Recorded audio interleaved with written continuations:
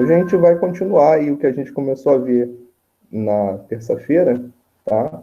Então, a ideia hoje é a gente discutir aqueles exemplos que tinha ali no final dos slides da última aula que eu não cheguei a comentar com vocês.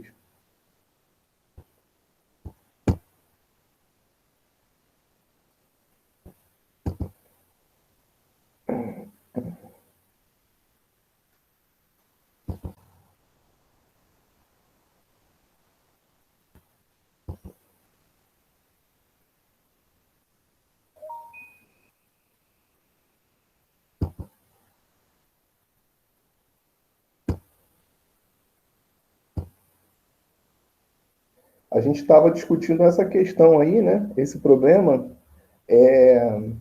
Então é o seguinte: você tem 1 litro de oxigênio, né, de um gás, a temperatura de 27 graus Celsius. Essa temperatura aqui a gente tem que passar para Kelvin, né? Porque as contas, como a gente está fazendo contas aí com valores fixos de temperatura, a gente precisa usar a escala Kelvin, tá? Então você tem 1 litro de oxigênio, a temperatura de 27 graus Celsius e a pressão de 10 atm. E aí essa massa de gás se expande adiabaticamente até quintuplicar de volume. Tá? Então você vai ter uma expansão adiabática. Então, se vocês lembram aí da expansão adiabática, o gás ele realiza um trabalho, né? Então ele joga energia para fora na forma de trabalho, mas como é uma expansão adiabática, você não tem troca de calor com o meio externo. Então o sistema ele só perde energia ao realizar trabalho. Tá? Então o que vai acontecer é que a variação da energia interna desse gás vai ser negativa.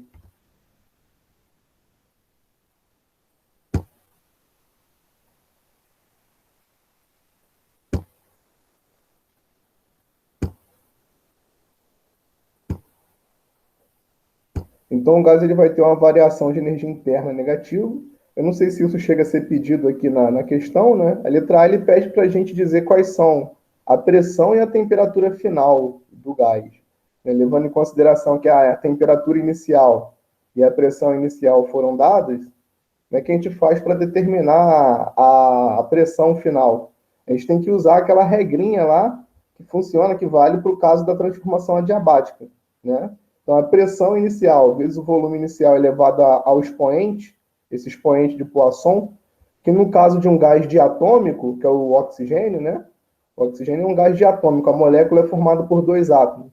Então, esse expoente de Poisson aí vai valer 1,4, tá? Então, se eu quero determinar a pressão final, a pressão inicial foi dada, o volume inicial também, e o volume final também foi dado, porque a gente sabe que o volume final é 5 vezes o volume inicial. Tá? Então, se no início você tem 1 litro, ao final dessa expansão você vai ter 5 litros. Tá? E aí, substituindo os valores aqui nessa regra, que serve apenas para a transformação adiabática, né? Você encontra aí para a pressão final um valor aproximado da pressão atmosférica ao nível do mar. Daqui, ó, 1,05 atm. Tá? A outra coisa que se pede aqui na letra A é para a gente determinar a temperatura. Então, você pode determinar a temperatura de 2 formas. Ou a partir disso que a gente acabou de descobrir aqui, para pressão, né? Pressão inicial, pressão final, que foi o que a gente determinou na letra A, na primeira conta que a gente fez aqui na letra A. A gente pode usar esse resultado na equação de estado. Qual que é a equação de estado? É aquela PV igual a nRT, né? E daí determinar a temperatura. O problema de usar essa regra, né, da equação de estado é que você não tem o número de mols. Então, primeiro você vai precisar inferir o número de mols a partir aí do estado inicial, né, das variáveis do estado inicial, para depois calcular a temperatura do estado final usando os dados do estado final. Tá? Então, se você quiser usar a equação de estado, você pode usar. Só vai dar um pouco mais de conta, porque a gente tem essa regrinha aqui já direto, ó, que a gente pode aplicar também para o caso da transformação adiabática. Da mesma forma que vale essa regra para pressão e volume, né? Pressão vezes volume elevado a gama se mantém constante. A temperatura também, né, tem uma regra aí para o caso específico da transformação adiabática. Você tem que a temperatura elevada ao volume, aliás, a temperatura vezes o volume elevado a gama menos 1, isso também se mantém constante. Então, significa que no estado inicial, temperatura vezes volume elevado a gama menos 1 é igual a temperatura vezes volume elevado a gama menos 1 no estado final. E aí, como eu quero determinar a temperatura final, e essa é a única variável aqui dessa equação que não é conhecida, né? Porque a temperatura inicial a gente sabe quanto vale. Vale 300, né? 300 Kelvin. Se é 27 graus Celsius, são 300 Kelvin, é só somar 273. Tá? Então, essa temperatura inicial ela é conhecida, o volume inicial é dado, e o volume final também é dado. Então, tudo que a gente tem que fazer é resolver essa continha, né? Eu quero achar a temperatura final, eu passo esse volume final elevado a gama menos 1 para o outro lado lá, dividindo. Tá? Então, aqui o 300 é a temperatura inicial, esse 1 é o volume inicial, 1 litro, e aqui eu tenho o expoente, né, que é gama menos 1. Então, se gama vale 1,4, gama menos 1 vai valer 0,4. Tá? E aqui embaixo você tem o volume final, que é 5 litros, elevado ao mesmo expoente aí, gama menos 1. Tá? Então, você vai encontrar o resultado em Kelvin, né? Naturalmente, você vai encontrar o resultado em Kelvin, porque aqui a temperatura inicial foi dada em Kelvin. Então, essa temperatura em Kelvin é aí 158. Se você fizer essa conta, usa a calculadora, né? Essa conta aqui é difícil de fazer de cabeça, na mão. Então, você pode usar a calculadora. Você vai encontrar esse valor. 158 Kelvin, tá? Em Celsius, o que você faz? Você subtrai, né?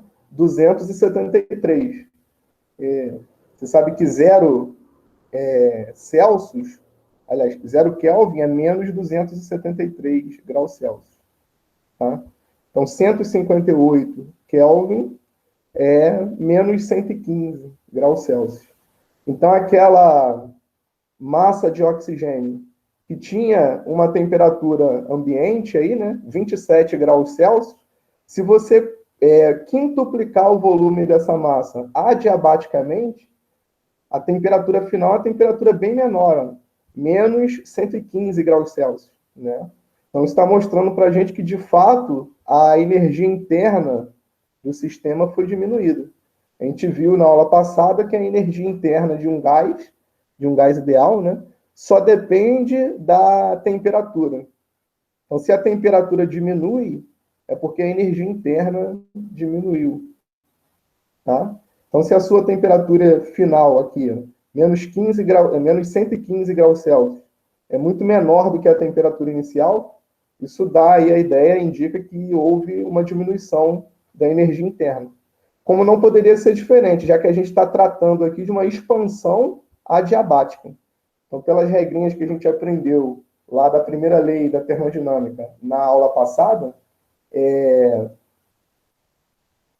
a variação de energia interna, aquele ΔU, é menos o W, né? Menos o trabalho realizado.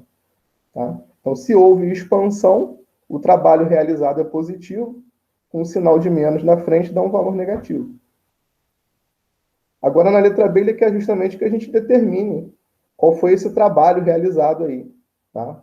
Logicamente, a gente vai encontrar para o trabalho realizado um número positivo. Tem que ser um número positivo. Tá?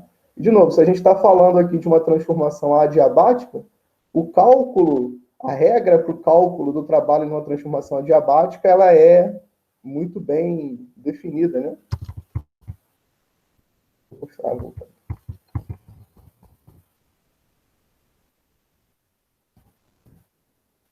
aqui, ó. Essa é a regra para o cálculo do trabalho realizado aí numa transformação adiabática. E só para uma transformação adiabática, essa é a regra. Tá?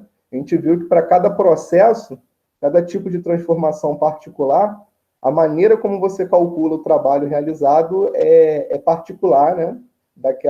Daquele processo que você está estudando. Tá? Então, para a transformação adiabática, essa é a regra. do trabalho realizado.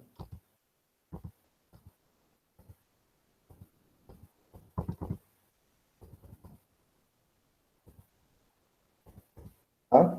Então, tudo que a gente tem que fazer aí na letra B é substituir os valores nessa expressão e fazer a conta, tá? Então, eu não vou ficar narrando aqui a conta para vocês. O que se faz aqui é, você vem no lugar da pressão final e coloca o valor da pressão final ali. Só que você tem que fazer o seguinte, como você está calculando um trabalho, o seu interesse é encontrar aí o valor do trabalho em joule, tá? Então, para fazer isso, para você conseguir obter a unidade correta, você precisa adequar os valores das variáveis que estão aí nessa conta. Tá? Então, a gente encontrou aqui para o trabalho, para a pressão, desculpa, 1,05 atm. Tá? Naquela conta lá, da letra B, você não vai usar o valor em atm, você vai usar o valor em newton por metro quadrado, porque justamente você quer já obter o trabalho realizado em joule, tá? Então, para você obter o trabalho em joule, a unidade da pressão tem que ser adequada a isso. Aí a unidade de pressão adequada, para você obter o trabalho em joule, é newton por metro quadrado, tá? E para o volume, é metro cúbico, tá? Observa o seguinte, se você pegar aqui, ó, newton por metro quadrado e multiplicar por metro cúbico, dá o quê? Dá newton vezes metro, né? Aqui em cima você vai ter um metro elevado a 3, embaixo você tem um metro ao quadrado, então corta em cima, corta embaixo, sobra um metro em cima. Então o resultado de você multiplicar newton por metro quadrado por metro cúbico é newton vezes metro. E newton vezes metro é justamente o joule, né? Então, na hora de fazer aquela conta da letra B, você tem que usar os valores adequados aí, tá?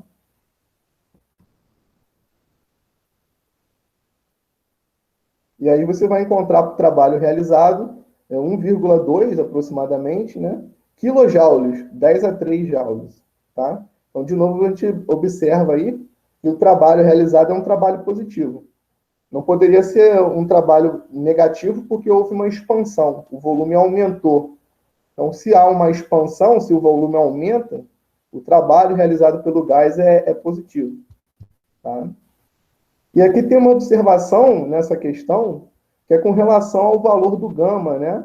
Está dito aqui o seguinte, ó, como o gás é diatômico, o oxigênio, a molécula, né, que forma o gás, são dois átomos ligados, então você tem que o CV, ou seja, a capacidade térmica molar, né, a volume constante para esse gás, é 5 sobre 2 vezes a constante universal dos gases ideais. Tá? E aí isso implica que o valor do CP, a capacidade térmica à pressão constante, é 7 sobre 2 vezes o R. Tá? Já que vale essa regrinha que está aqui. E daí, consequentemente, dada essa definição aqui de gama, que a gente viu também na aula passada, né, o que é esse gama, esse expoente de Poisson? É a capacidade térmica molar à pressão constante, dividido pela capacidade térmica molar a volume constante, para esse gás. Tá? Então, é 7 sobre meio dividido por 5 sobre meio, que dá 7 sobre 5, por sua vez, dá 1,4. Tá? Então, esse valor que foi dado aqui, na verdade, ele poderia ter sido omitido, né? Ele poderia inferir, deduzir que você soubesse o valor da constante gama, uma vez que você sabe que o gás ele é diatômico, tá? E aí, do que depende para você determinar o valor desse gama? Depende do valor da capacidade térmica pressão constante e da capacidade térmica volume constante. Tem esses valores aqui. Tá? Agora, por que a capacidade térmica volume constante tem esse valor? Né? É isso que a gente pode inferir, deduzir, num próximo exemplo que a gente vai resolver agora. Tá?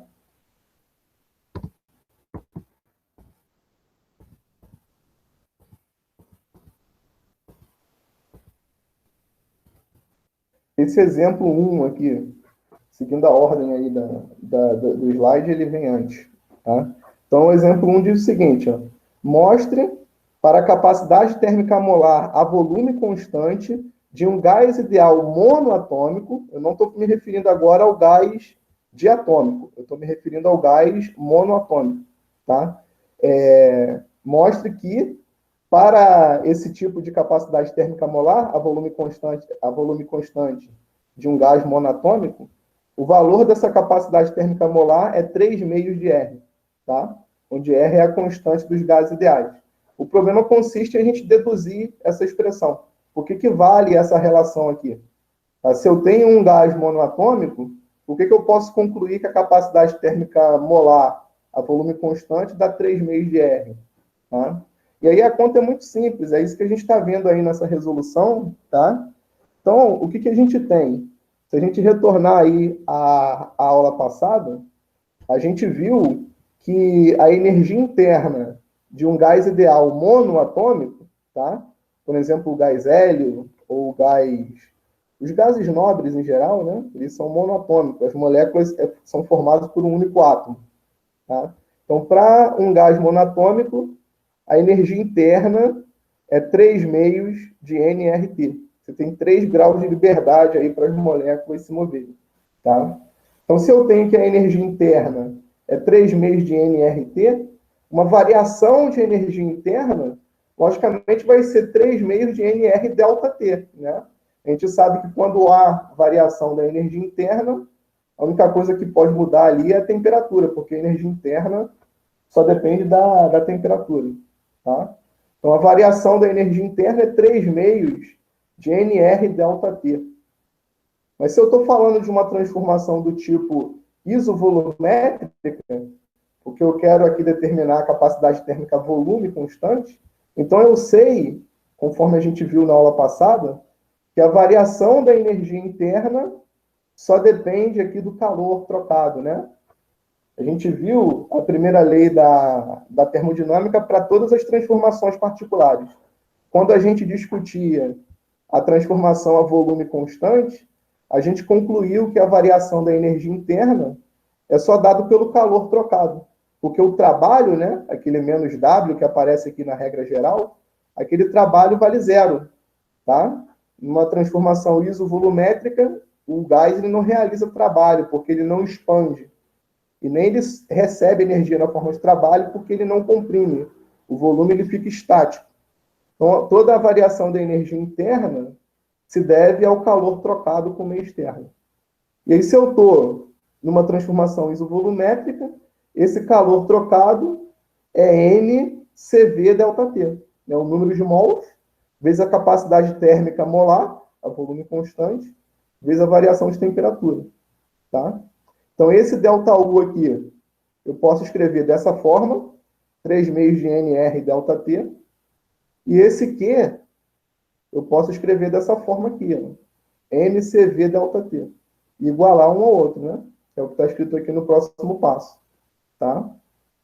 Então, se o número de mols que aparece desse lado, o N, é o mesmo que aparece do lado de lá, você corta N com N. A mesma coisa o ΔT. O ΔT que tem aqui é o mesmo ΔT que tem ali. Então, você corta ΔT com ΔT.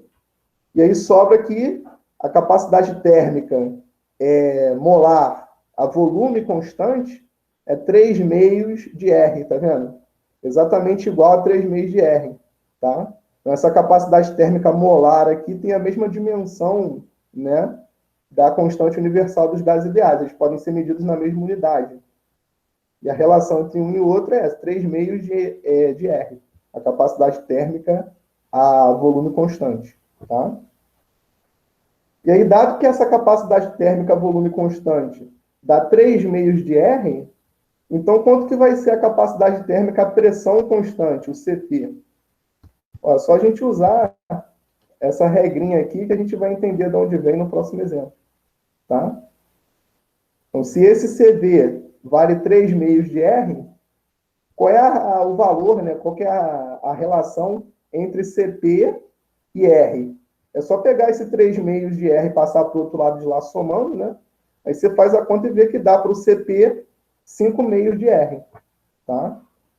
Então, essa conta aí eu vou deixar para vocês fazerem, para treinar, tá? Então, para um gás monoatômico, dada essa conclusão que a gente chegou aqui, para capacidade térmica a volume constante, determine aí o valor da capacidade térmica a pressão constante, o CP. Ou seja, faça essa conta que eu acabei de explicar. Hein? No lugar aqui de CV, você bota 3 meios de R e determina o valor do CP. E depois que você tiver o valor de CP, faz aí o cálculo para achar o valor do gama. Divide um pelo outro. Aqui vai dar 5 meios, aqui embaixo é 3 meios, o resultado é 5 sobre 3. Dá mais ou menos 1,7. Tá? Então, confiram aí nas anotações de vocês, façam isso como exercício para treinar. Tá? Então, isso tudo que eu estou discutindo com vocês aqui é para quê? É para um gás monoatômico. Tá? Para um gás monoatômico. Se eu tiver um gás diatômico, como é o caso daquele exercício que a gente acabou de fazer, aqui não é 3 meios, aqui é 5 meios. Tá? Então, o resultado que você vai chegar aqui no final é 5 meios. O CV vale 5 meios de R. Tá? Então, se o gás é monoatômico, o CV é 3 meios de R. Agora, se o gás é diatômico, esse CV aqui ele vai dar 5 meios de R. E aí, consequentemente, o CP, seguindo essa regrinha aqui, vai dar 7 meios. Tá? E aí, se você fizer a fração, 7 meios sobre 5 meios, dá 7 sobre 5, que dá aquele 1,4 que a gente viu escrito lá como dado no enunciado. Tá?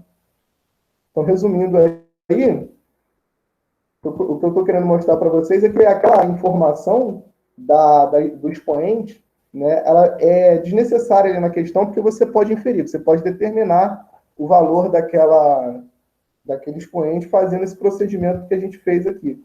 A gente discutiu aqui nesse exemplo 1. Tá?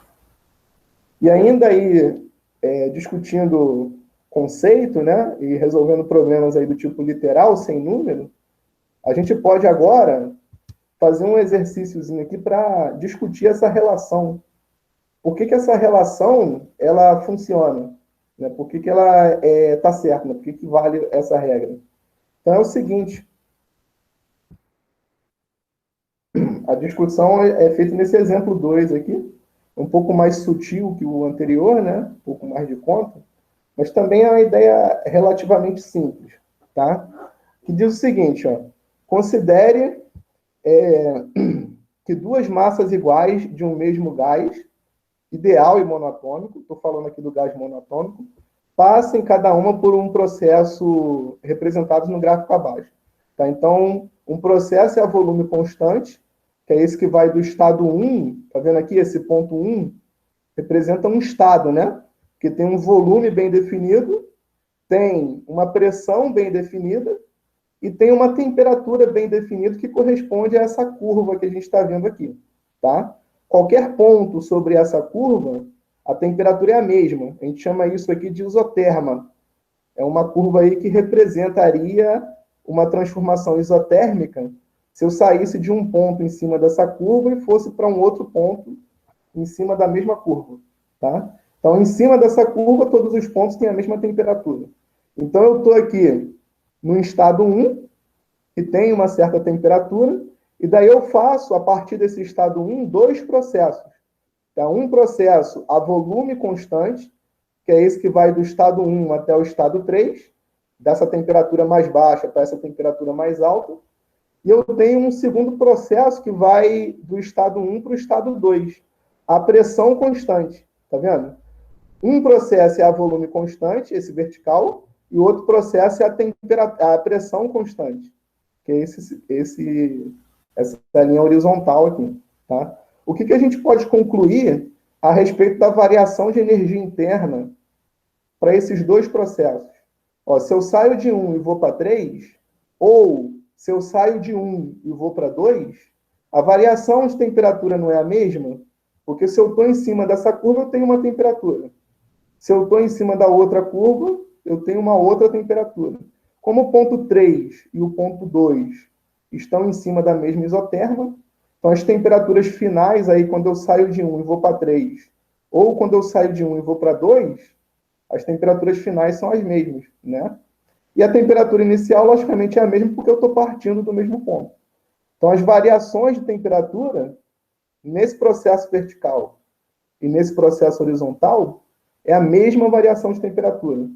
Consequentemente, a variação de energia interna também é a mesma, porque a variação da energia interna só depende da temperatura.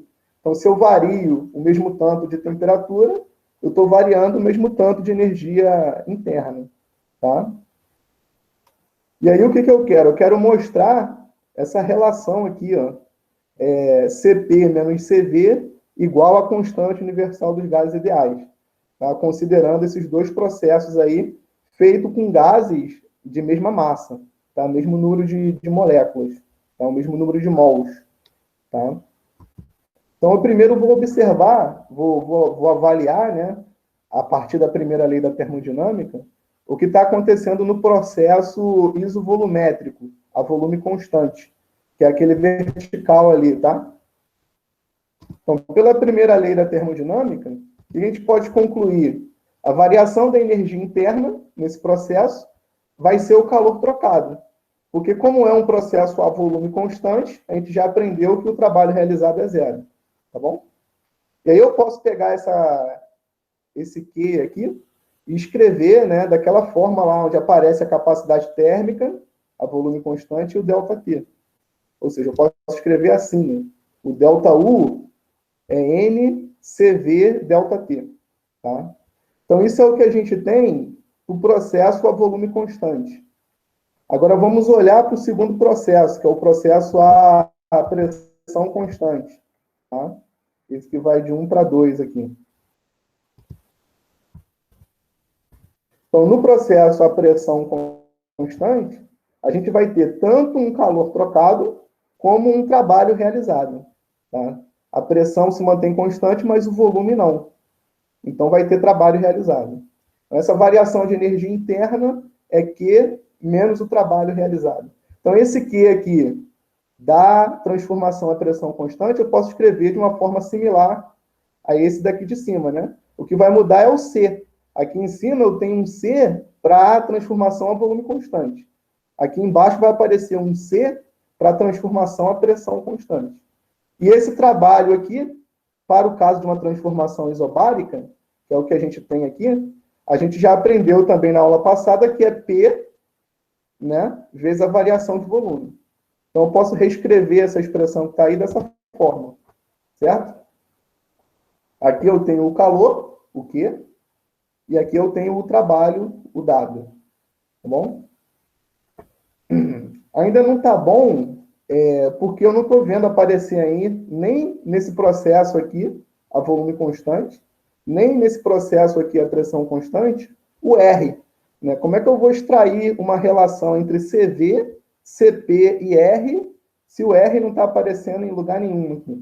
Então, o que eu vou fazer é colocar o R, né? Ele vai surgir quando eu manipular esse trabalho aqui realizado pela expansão, né, a pressão constante. Tá? A gente já aprendeu, algumas aulas atrás aí, que se eu tenho um gás ideal, vale aquela equação de estado, né? PV igual a nRT. Tá? Então, se eu tenho P ΔV, eu posso trocar por NR ΔT, seguindo lá a minha equação de estado. Tá? Então, isso que está escrito aqui, eu vou de novo, vou reescrever, só que agora eu vou trocar esse P ΔV por NR ΔT. Tá? E aí agora a gente vê o R aparecer aí na nossa discussão, tá vendo? Tem R aqui agora. Então a coisa já está ficando mais de acordo com o que a gente espera, né? Então, essa expressão que a gente tem aqui em cima dá para a gente a variação da energia interna, naquele processo lá, né, do estado 1 para o estado 3, a volume constante. Essa expressão que está aqui embaixo dá para a gente a variação da energia interna à pressão constante. Mas como a gente discutiu inicialmente, essas variações de energia interna são iguais. Elas são iguais porque as variações de temperatura são a mesma. Tá? Tanto no processo de 1 para 3, como no processo de 1 para 2, o gás ele sai de uma isoterma e vai para uma segunda isoterma tá? Nos dois processos. Então, a variação de energia interna é a mesma. Tá? De modo que eu posso pegar esse NCV ΔT aqui e igualar com essa expressão aqui, com essa subtração. Tá? Certo? ΔU é igual a isso. O mesmo ΔU é igual a isso. Tudo aqui, né? Essa subtração. Então, esse termo aqui, à direita, tem que ser igual a esse termo aqui, né? À direita também. O que está escrito aí agora, seguindo a nossa conta. Tá bom? E aí a gente já está quase terminando aqui, né? Já está tudo já muito parecido com o que a gente quer, tá vendo? Tem um CV aqui, tem um CP aqui, tem um R aqui. Falta a gente arrancar, né? Cortar esses penduricados que estão vindo junto aí na minha expressão, tá? Então, o que eu posso fazer é o seguinte. Aqui eu não tenho uma subtração de dois termos. O N não aparece nos dois lados dessa subtração. Então, eu posso pegar esse N aqui e colocar ele em evidência, tá? Da mesma forma, eu posso colocar em evidência esse ΔT, porque ele está aparecendo aqui e está aparecendo aqui, tá? Então, eu posso reescrever essa expressão dessa forma, né? Ó, coloquei o N em evidência e coloquei o ΔT em evidência. Então, isso que está escrito aqui em cima é precisamente a mesma coisa que está escrito ali aqui, né? Isso que está escrito aqui embaixo é a mesma coisa que está escrito aqui em cima. Tá? E aí, agora sim, se eu comparar os dois lados dessa igualdade, aqui eu tenho N, aqui eu tenho N. Posso cortar N com N. Aqui eu tenho ΔT, aqui eu tenho ΔT, você corta ΔT com ΔT. E aí sobra que CV é CP menos R, tá vendo? Aí se você manipular essa igualdade aqui, passa o R para um lado, CV para o outro, você vai chegar naquilo que se pretendia, tá? Ó, CP menos CV é igual à constante universal dos gases ideais, tá? Então, essa regra aqui, ela vale sempre, tá?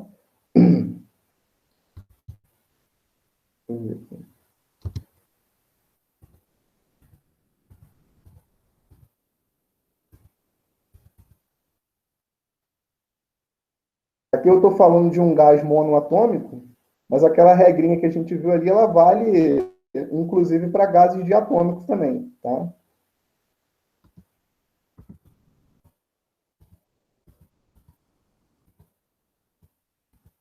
Então, uma vez que você sabe determinar aí o CV, né, usando ali aquilo que a gente discutiu no exemplo anterior, e uma vez que você tem essa relação entre CV, CP e R, você consegue determinar o valor de R, né, dado em função de o valor de CP dado em função de R, tá?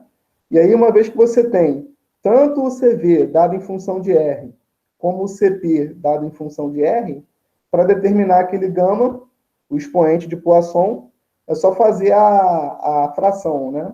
O valor do CP dividido pelo valor do CV. Tá?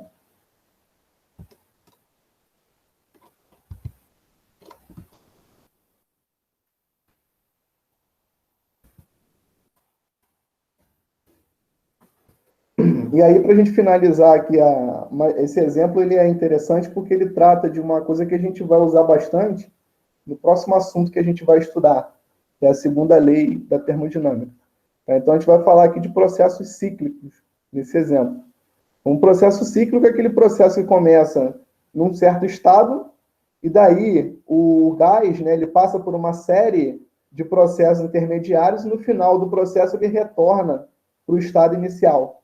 Tá? Então, o gráfico que vai representar uma transformação cíclica é sempre uma linha fechada, tá? Como essa que a gente está vendo aqui. A gente está vendo aqui um triângulo, né? Tem um segmento de A para B, de B para C e de C para A. Então, isso está representando um processo cíclico subdividido aí em três processos intermediários. Você tem um processo AB, você tem um processo BC e você tem um processo CA. Tá? Esses três, em conjunto, configuram aí uma transformação cíclica.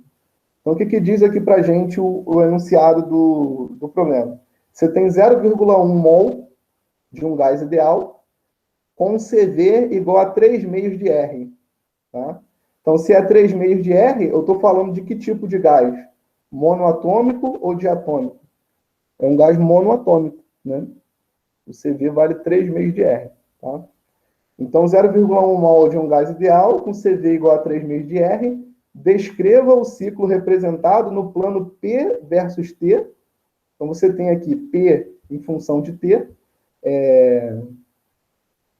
0,1 mol de um gás ideal, com CV igual a 3 meios de R, descreve o ciclo representado no plano P versus T, que é isso que a gente está vendo na figura. Na letra A, represente o ciclo no plano P versus V. Tá? Pressão em função do volume, indicando aí os valores de pressão em ATM e de volume em litros, associado a esses 3 pontos aqui. Tá? Então, por que a gente quer transformar esse gráfico? Né? A gente está vendo aqui no enunciado um gráfico que é pressão em função da temperatura. O que a gente vai fazer é transformar esse gráfico no gráfico equivalente, onde eu tenho pressão em função do volume. Né? Por que é importante fazer essa alteração? Porque a gente aprendeu na aula passada que para calcular o trabalho realizado pelo gás, né, eu preciso ter pressão em função do volume. Tá? Através desse gráfico que a gente está vendo aqui, eu não consigo determinar, calculando áreas aqui, né, no gráfico, o valor do trabalho realizado. Porque para dar trabalho, eu tenho que ter pressão vezes volume, não pressão vezes temperatura. Tá? Então, se meu gráfico aí está pressão em função da temperatura, eu preciso alterar isso e obter o gráfico equivalente onde eu tenho pressão em função do volume. E aí o cálculo do trabalho, até da variação de energia interna e do calor, fica facilitado. Tá bom? Então, se a gente for olhar aí para esse gráfico, né, ele dá algumas informações para a gente. Por exemplo, nesse estado A, que é representado por esse vértice aqui desse triângulo, a temperatura está bem definida, tá vendo? É 300 Kelvin.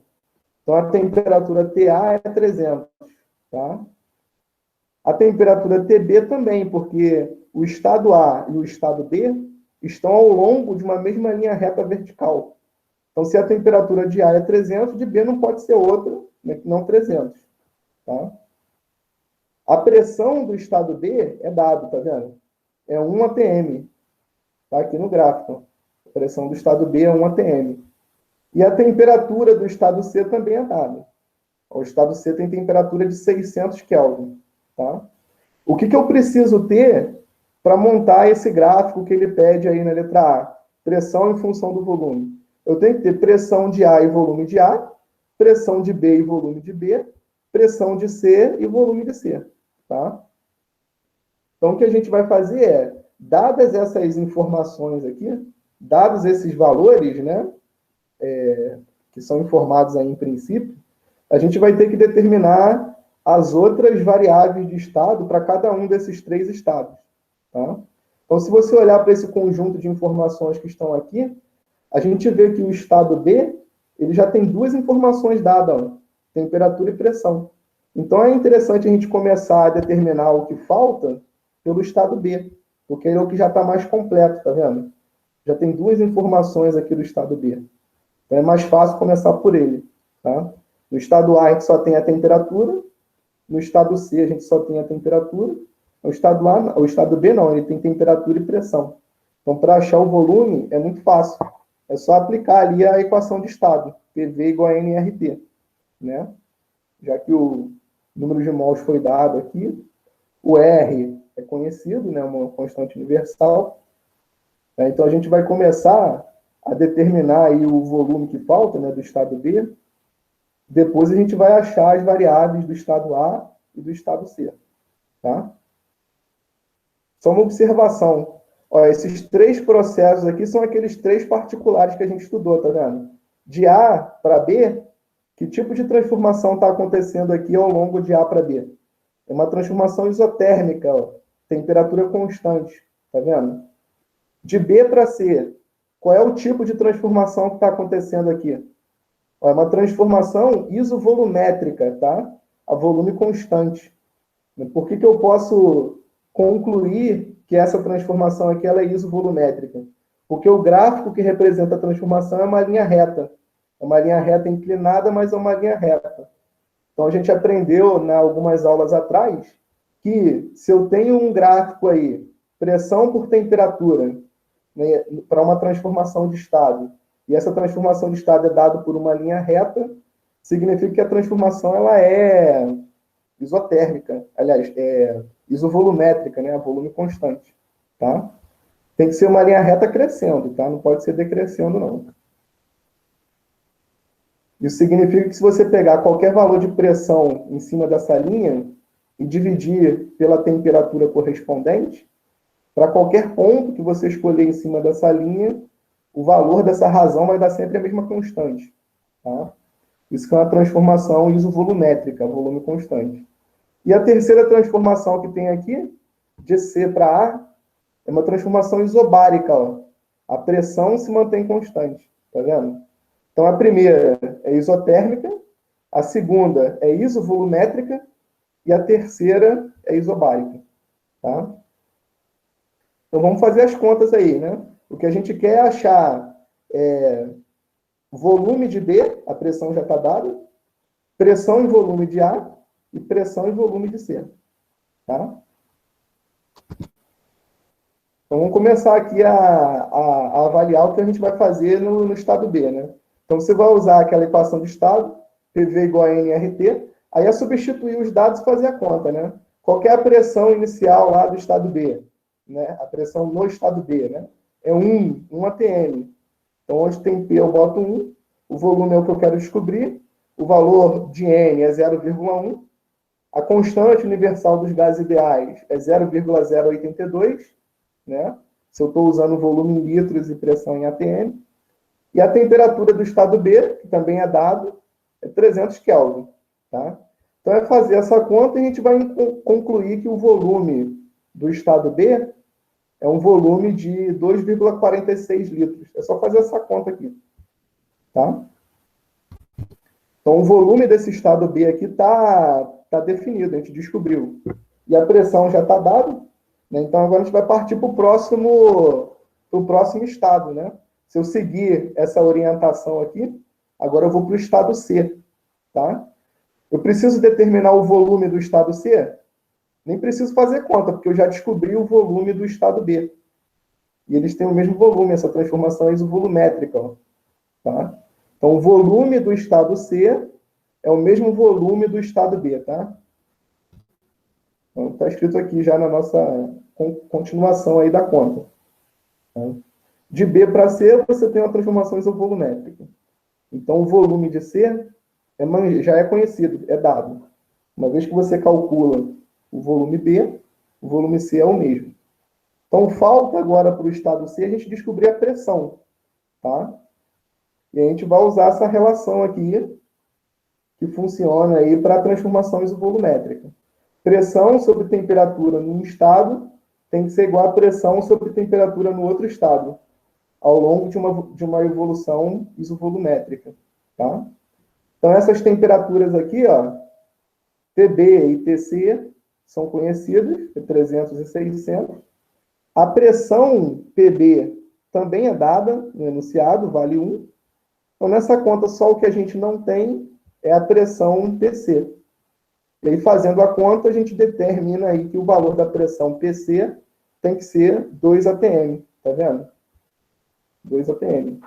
Então, agora eu tenho o volume de C e tenho a pressão de C. Resolvi o problema para o estado C. Falta eu determinar agora o valor de pressão e volume para o estado A. Tá? Então, se a gente olhar para essa transformação aqui de C para A, que tipo de transformação que a gente tem aqui? É uma transformação isobárica, a pressão constante. Tá? Então, se a gente for usar lá aquela regra que a gente aprendeu quando a gente estava estudando lá os gases ideais, para a pressão constante, você tem que volume sobre temperatura num estado é igual a volume sobre temperatura no outro. As temperaturas são conhecidas, tá? O volume VC a gente já determinou anteriormente na conta, Para achar o volume VA, é só fazer essa continha aqui. Tá? Então, o valor do volume VA a gente acabou de determinar, é 1,23 litros. Tá? Então, com isso, a gente tem tudo que a gente precisa aí para montar o gráfico pressão versus volume. Ó. Tem volume e pressão do estado A, do estado B e do estado C. Então, tudo que você tem que fazer é pegar aí uma folha em branco, traçar os eixos coordenados, pressão e volume, e marcar os pontos. Tá? Então, vamos olhar aqui para o estado A. Ó, o que eu tenho para o estado A? Eu tenho um volume de 1,23 litros e uma pressão de 2 atm. Tá vendo? Essas duas informações aqui. E para o estado B, o que eu tenho para o estado B? O volume de 2,46 litros e a pressão de 1 atm. Então, a pressão diminuiu um pouquinho, né? E o volume dobrou, aumentou um pouco. Tá? Então, esse é o ponto aqui que representa o estado B, nesse diagrama pressão versus volume. Aí você observa que de A para B, você não pode traçar uma linha reta, não. Tá? Por que não pode ser uma linha reta? Porque a gente já entendeu que a transformação de A para B, ó, de A para B, é uma transformação isotérmica. A temperatura é constante. Tá? E a gente já discutiu a transformação isotérmica, a gente aprendeu que a transformação isotérmica é representada por uma hipérbole. Tá? Então, de A para B, não é uma linha reta. Tá? É um segmentozinho aqui, uma parte da hipérbole. E aí, o ponto C é aquele ponto que tem volume de 2,46 litros, o mesmo de B, e a pressão 2 atm, o mesmo de A. Tá? Então, esse gráfico aqui, no diagrama pressão versus volume, é esse gráfico aqui que vai dar para a gente o trabalho realizado numa transformação cíclica completa aí. Tá? Então, se eu saio de A, vou a B, retorno a C e vou a A, o trabalho realizado nesse processo é a soma dos trabalhos realizados nesses três processos aqui. De A para B, de B para C e de C para A. Tá? Que vai corresponder, como eu vou explicar logo mais, exatamente a essa área de dentro dessa figura. Tá? Então, veja bem, se isso aqui fosse uma linha reta, o segmento que ligue A a B fosse uma linha reta, seria muito fácil calcular o trabalho realizado nesse processo cíclico. Era só calcular a área desse triângulo, né? Porque a área desse triângulo dá precisamente o valor do trabalho no processo cíclico. Se fosse um triângulo, né? Mas isso aqui não é um triângulo, porque isso aqui não é uma linha reta. Esse segmento aqui, essa parte que vai de A para B, é uma hipérbole. Então, não existe fórmula, né? Não tem regrinha aí decorada para calcular essa área. A gente vai ter que fazer o trabalho de A para B, somar com o trabalho de B para C, e somar com o trabalho de C para A, para saber qual que foi o trabalho total realizado nesse ciclo. Tá? Então, retornando aqui ao enunciado, o que a gente tem que fazer na letra B é justamente isso, calcular o trabalho. Tá? Eu quero calcular o trabalho no processo, o calor trocado e a variação de energia interna. Então, sobre a variação de energia interna, quando eu considero o processo cíclico, o que a gente pode concluir? Ó, se eu saio do estado A, dou uma volta completa e retorno para o estado A, qual que deve ser o valor da variação de energia interna? Tem que ser zero, né? Porque no estado A, a temperatura é uma só.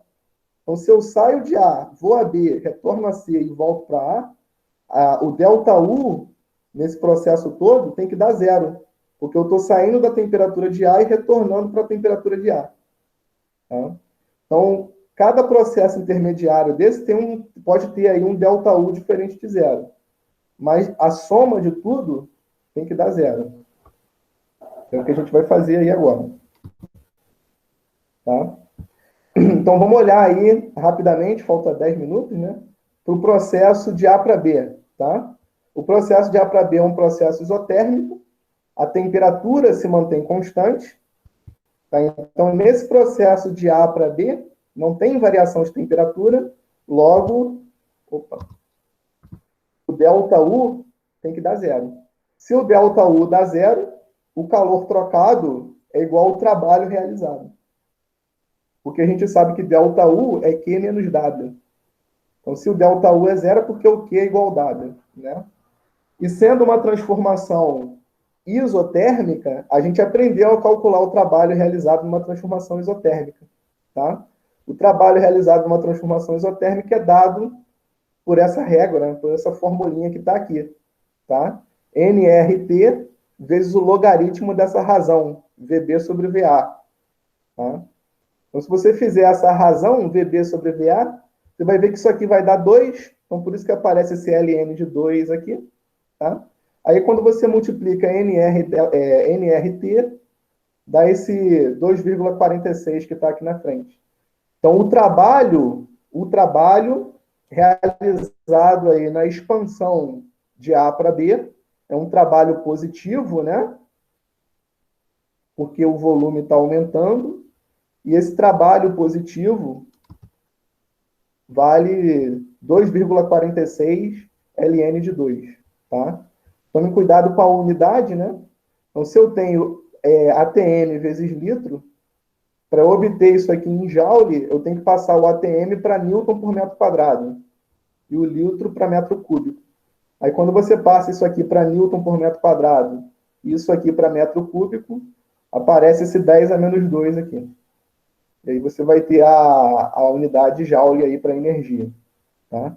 Então, o trabalho realizado ali, naquele processo, de A para B, tem esse valor aqui, tá?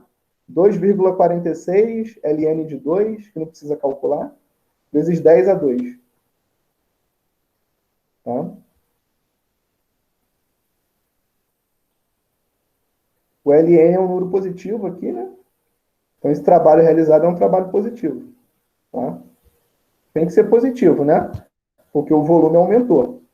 Lembre que eu estou observando só o que está acontecendo aqui de A até B. Tá? Agora a gente vai avaliar o processo de B para C. Olhando o processo de A para B, a gente já resolveu tudo, né? Calculei o trabalho, sei o valor do W, consequentemente eu sei o valor do Q, porque os dois são iguais numa transformação isotérmica. E o ΔU para esse processo é zero. Então, eu tenho os valores das três grandezas aí que eu preciso. Ó, ΔU, trabalho e Q. ΔU, trabalho e calor trocado. Tá? Agora, a gente vai olhar para o processo de B para C. Tá? O processo de B para C, desse ponto aqui embaixo para esse ponto aqui em cima, ele é isovolumétrico, né? O volume não varia. Então, o ΔV é zero, ou seja, o trabalho realizado nesse processo é zero. Tá? Se o trabalho é zero, qual que é a conclusão? ΔU é igual ao calor trocado. Tá? E aí você faz a conta do calor, né? O calor trocado é NCV ΔT. Por que eu vou usar o CV? Porque eu estou falando de uma transformação isovolumétrica, a volume constante. Tá? Aí você faz essa conta e você encontra esse valor aqui para o calor trocado. Tá? 3,69 vezes 10 a 2 joules. Então, essa é a quantidade de calor trocado nesse processo aqui, ó, que vai de B até C. Tá? Como o volume não mudou e a pressão aumentou, significa que a temperatura aumentou, né? Então, entrou calor ali, entrou energia na forma de calor. Por isso que o calor ali que a gente calculou dá um valor positivo. Tá? Então, de novo, para o processo BC, a gente já sabe tudo, as três quantidades, as três grandezas. O ΔU, porque o ΔU é igual ao Q, e a gente calculou o Q aqui. Então, a gente tem o Q e o ΔU, já de cara aqui. E o trabalho realizado é zero. Tá?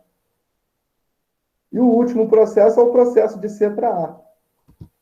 Então, o processo de C para A é um processo isobárico, a pressão constante. No processo isobárico, as três grandezas são diferentes de zero. Você vê que nos outros dois anteriores tinha pelo menos uma igual a zero, tá vendo? Aqui é do ΔU igual a zero. Aqui é o trabalho é igual a zero. Aqui não, aqui os três são diferentes de zero, porque a transformação é isobárica.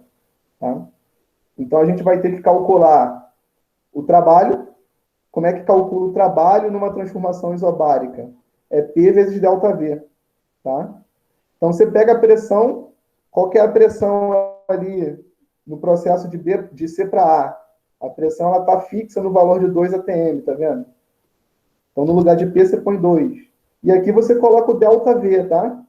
O ΔV é negativo porque o volume está diminuindo. Certo? E aí você vai encontrar esse valor aqui para o trabalho realizado. Ó.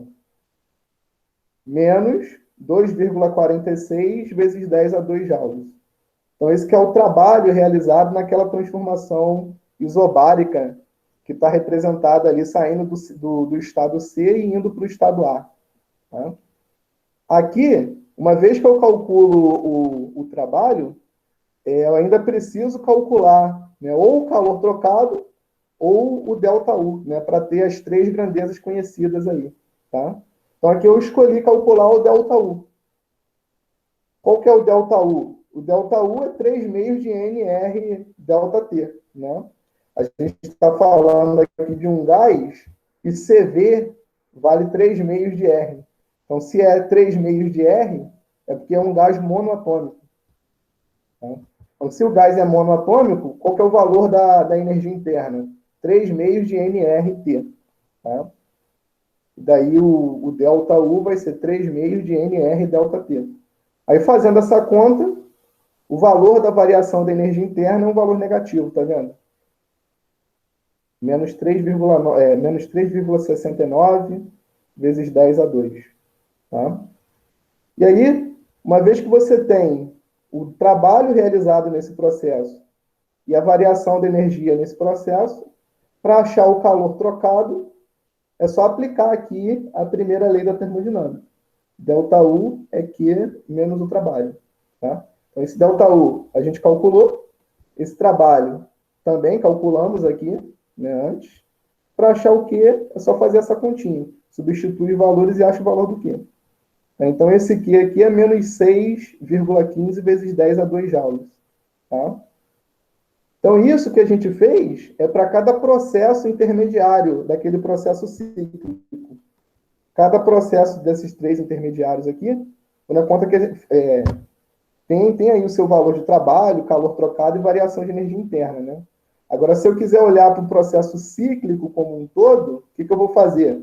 Eu vou somar os valores. Tá? Então, se eu quero saber qual que é o trabalho total desse ciclo, eu vou pegar o trabalho de A para B, mais o trabalho de B para C, mais o trabalho de C para A. Tá? Então, depois vocês podem fazer com calma aí essa conta, soma todos os trabalhos. Ó. Pega esse processo 1 aqui, esse trabalho calculado aqui, soma com um trabalho do segundo processo, que é 0, né? Então, não precisa somar, e soma com o terceiro trabalho, que é esse que a gente calculou aqui no processo de A para C. Quando você soma tudo isso, você vai perceber que o trabalho realizado, ele dá um número negativo, tá? Depois façam aí essa conta na calculadora. Pega o W daqui, o W do 2 não precisa, né? Porque é 0, e pega o W daqui do último processo, soma todos esses Ws e vê que o valor do W resultante é um valor negativo, tá? É negativo porque esse processo que a gente está vendo aqui é um processo que está se realizando no sentido anti-horário, tá vendo? Então, se a gente pegar essa contribuição positiva, que vai de A para B, e somar com a contribuição negativa, que vai de C para A, essa contribuição negativa de C para A é maior. E aí o resultado é que essa soma vai dar um número negativo. Tá? Essa área que está aqui abaixo, ó, do processo de A para B, é menor do que a área que está aqui no processo de C para A.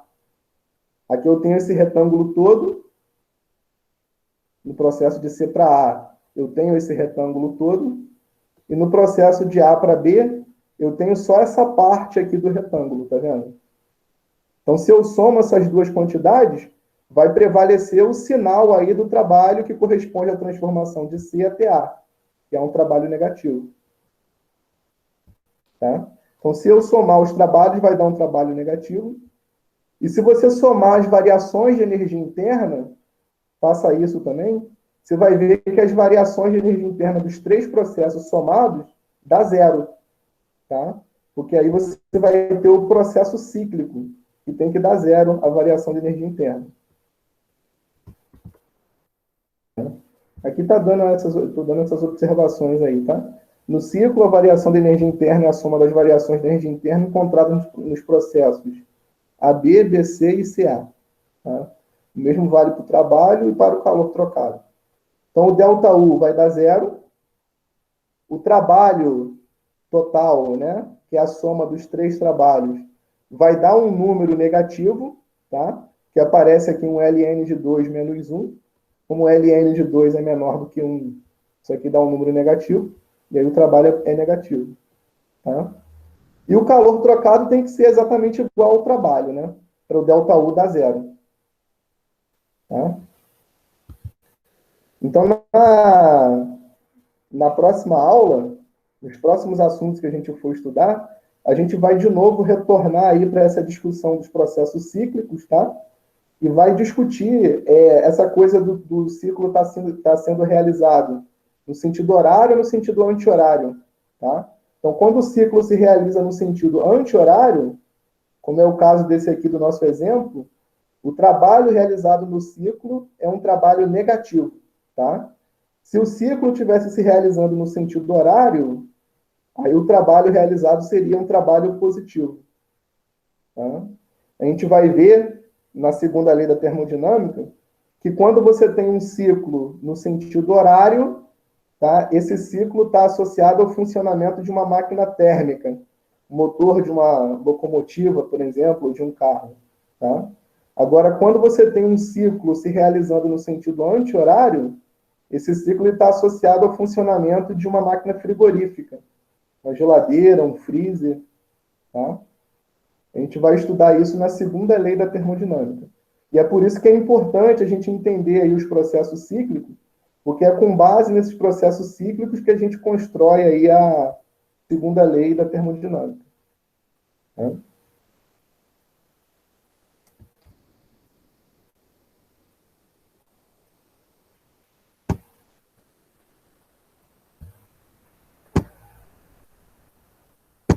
Se tiverem dúvidas aí a respeito desse processo cíclico, do que a gente viu na aula de hoje,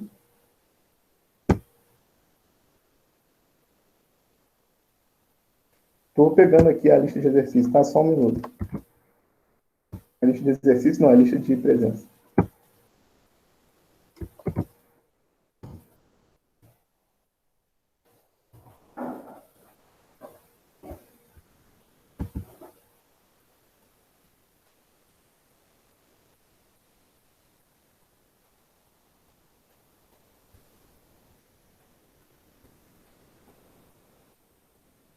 Tá, então, leiam esse material, pega esse slide aqui, que já está disponível aí na plataforma, dá uma lida nele.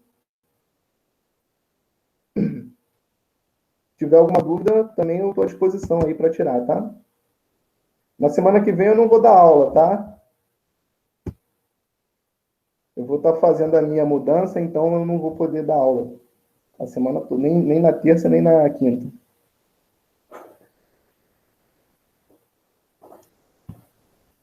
Boa noite para vocês.